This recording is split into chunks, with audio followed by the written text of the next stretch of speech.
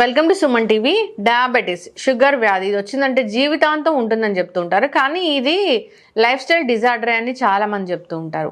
అయితే కొన్ని రకాల హోమ్ రెమెడీస్, మనం కొన్ని రకాల జీవనశైలిలో మార్పులు చేసుకోవడం ద్వారా దీన్ని పూర్తి స్థాయిలో రివర్స్ చేయవచ్చు.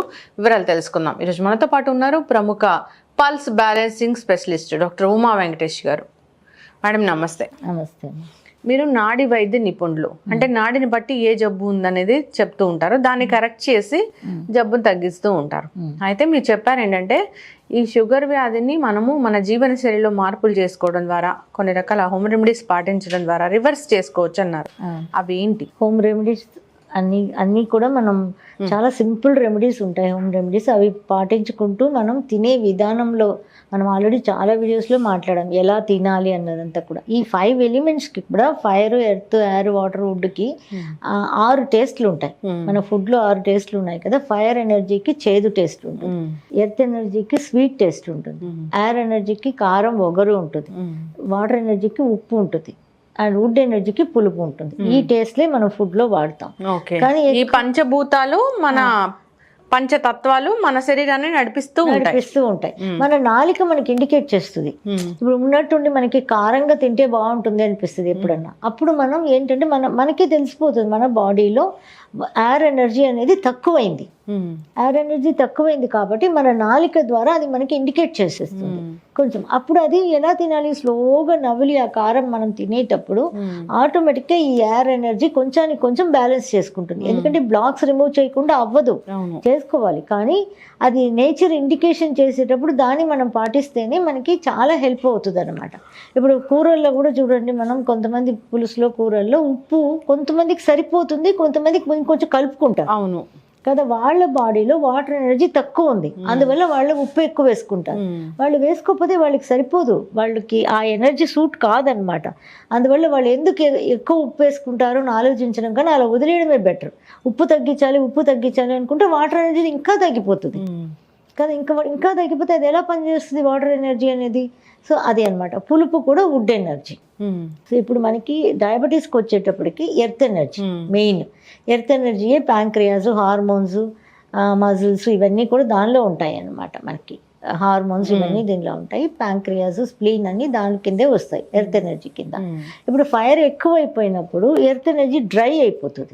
డ్రై అయిపోయినప్పుడు అక్కడ అసలు మనం ఏ ఫుడ్ వేసినా కూడా అది డైజెషన్ అనేది అవ్వదు.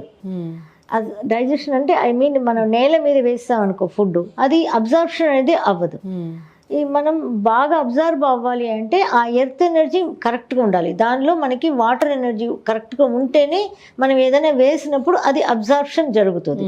ఇలా జరగట్లేదు మనకి. అందువల్ల ఈ డయాబెటీస్ అనేది మనకి స్టార్ట్ అయిపోయింది. ఇప్పుడు ఫస్ట్ మనం ఏం చేసుకోవాలి అంటే నవ్వులి తినాలి.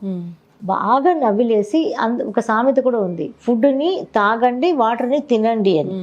సో వాటర్ని నోట్లో పోసుకొని నెమ్మదిగా తిన్నట్టుగా మనం మింగాలి. ఈ ఫుడ్ని నవ్విలి జ్యూస్లా అయిపోయినట్టుగా ఆ జ్యూస్ లాగా లోపలికి పోవాలి. ఇది సామెత అనమాట. ఫుడ్ని ఇలా తాగండి, వాటర్ని తినండి. ఇలా తినేందువల్ల మనకి ఏమవుతుంది, కొంచెం నేల సరిగ్గా లేదన్నా కూడా దానిలో పోయి పడినప్పుడు వాటరీ కంటెంట్ ఉంటుంది కాబట్టి అబ్జార్ప్షన్ జరుగుతుంది. అప్పుడు ఆటోమేటిక్గా ఏమవుతాయి, ఈ ప్యాంక్రియాస్లోని ఇన్సులిన్ అవి సెక్రీట్ అయ్యి ఈ ఫుడ్ని గ్లూకోజ్గా ఫామ్ అయిన ఈ ఫుడ్ని తీసుకెళ్ళి మనకి ఇచ్చేస్తుంది, మనకి అన్ని సెల్స్కి పంపించేస్తాయి. అలా లేనప్పుడు ఇది ప్యాంక్రియాస్లో ఇన్సులిన్ సెక్రీట్ కానప్పుడు మనకి ఏ సెల్కి కూడా ఈ ఫుడ్ వెళ్ళదు. ఇప్పుడు ఫస్ట్ మనం కరెక్షన్ చేసుకోవలసిందే ఏంటి అంటే మనం ఫుడ్ నవ్వులి తినడం అనేది చాలా బాగా అలవాటు చేసుకోవాలి. అంటే 32 సార్లు అని అడుగుతూ ఉంటారు. 32 సార్లు లెక్క పెట్టక్కర్లా. నవ్వులుతూ ఉంటే మనం నవ్వులేటప్పుడు కూడా నోరు తెరిచి నవ్వకూడదు.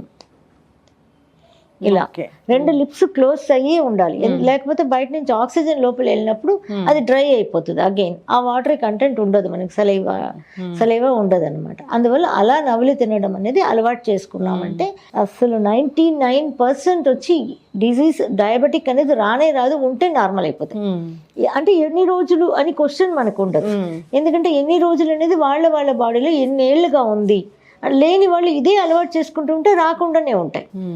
సో ఇంకా చెప్పాలి అనుకుంటే అన్ని వెజిటబుల్స్, అన్ని ఫ్రూట్స్ అన్నీ తినవచ్చు మనం. కానీ ఫ్రూట్స్ అనేది తినేది మార్నింగ్ మాత్రమే ఫ్రూట్స్ తినాలి. ఇంకా మనం జనరల్ మన అలవాట్లు ఎలా ఉంటాయంటే పెరుగన్నంలో అరటిపండు, పెరుగన్నంలో మామిడి పండు కదా, ఇలాంటివన్నీ తింటాం. మళ్ళీ నైట్కి ఫ్రూట్స్ తింటాం. అవును. అలా చేయకూడదు. మార్నింగ్ ఇప్పుడు మామిడి పండు సీజన్ వచ్చింది, అందరికీ మామిడి పండు తినాలని ఉంటుంది, కానీ నాకు షుగర్ కదా అనుకుంటుంది. దీనికి ఏం చేయొచ్చు అంటే మార్నింగ్ 7 to 7:30 లోపల ఈ బ్రేక్ఫాస్ట్ ఏంటి, మ్యాంగో సీజన్, మ్యాంగో తినాలనుకున్న వాళ్ళు ఓన్లీ మ్యాంగో. దానికి ముందర ఒక 4-5 సాంబార్ ఆనియన్స్ చిన్న చిన్నవి ఉంటాయి కదా, అవి తినేసేసి దానిపైన ఓన్లీ మ్యాంగోనే బ్రేక్ఫాస్ట్ అయిపోవాలి. ఇంకా దానిపైన ఇంకో ఫ్రూట్స్ వద్దు, ఇంకేం టిఫిన్ వద్దు. అలా తీసుకునేటప్పుడు మీకు గ్లూకోజ్ లెవెల్ అలా అంత హై లెవెల్ వెళ్ళిపోతుంది అనమాట. సో ఇలా తిన్నా కూడా మనకి అది జ్యూస్లా అయిపోవాలి, మామిడి పండు జ్యూస్లా అయిపోవాలి, మనకి జ్యూస్లా అయిపోయి లోపలికి వెళ్ళాలి. అలా ఆ ఫ్రూట్ని అంత బాగా చూవ్ చేసి మనం మింగాలి. సో ఇలా ఒకటి చేయొచ్చు ఫ్రూట్స్ తినాలి అనుకుంటే. ఇంకా మధ్యాహ్నం అన్నం తిన్న తర్వాత ఫ్రూట్స్ తినకూడదు కంపల్సరీ. కుక్కుడు కలవకూడదు. అలాగే నైట్లో కూడా మళ్ళీ ఫ్రూట్స్ తినకూడదు, ఎందుకంటే ఆల్రెడీ కుక్కుడు తినేసి ఉంటాం. అది డైజెస్ట్ కాకుండానే అది కొంచెం డైజెస్ట్ అయ్యి అవ్వకుండా ఉన్నప్పుడు మళ్ళీ మనం అన్కుక్కుడు ఫుడ్ తినొద్దు.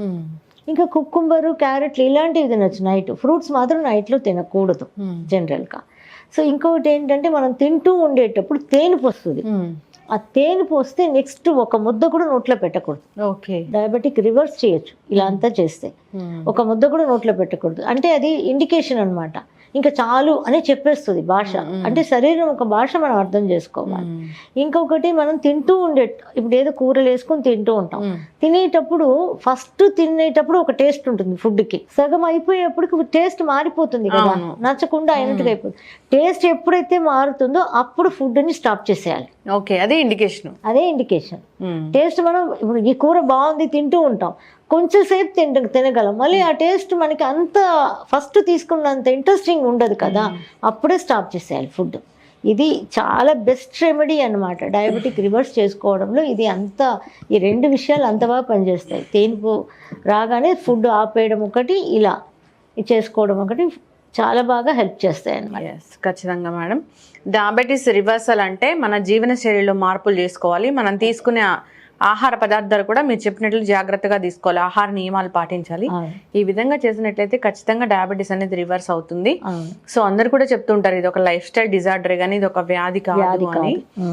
దాన్ని ఆ విధంగానే రివర్స్ చేసుకోవాలని కోరుకున్నాం. మీరు చెప్పిన పద్ధతులు పాటించాలని కోరుకున్నాం. ధన్యవాదాలు. Thank you.